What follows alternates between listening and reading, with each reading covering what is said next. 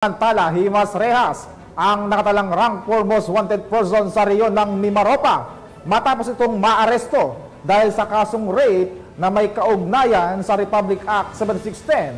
Ang detalye mula kay Patrolwoman Christine Lorenzo.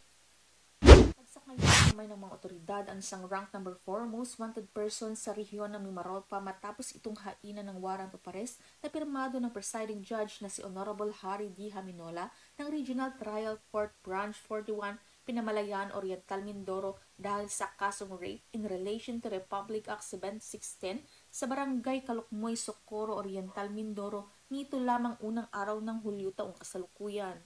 Kinilala ang suspect na si alias Joseph, 23 anyos, binata, delivery boy at residente ng Sitio Bagong Silang, Barangay Bayuin, Socorro, Oriental, Mindoro.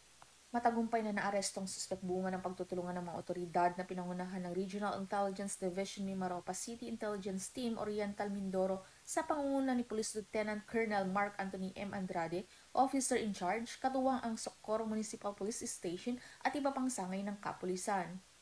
Sa ngayon, nasa kustodiya na ng kapulisan ang naturang suspect para sa tamang dokumentasyon at disposisyon.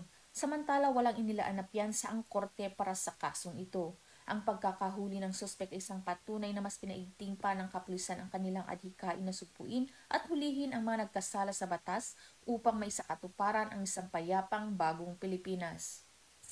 Mula dito sa Home of the Police, Echo Warriors, Calapan City, Oriental, Mindoro, ako ang iyong PNN correspondent, Patrolwoman Christine Lorenzo, alagad ng batas, tagataguyod ng balitang pulis. Maraming salamat, Patrolwoman Lorenzo.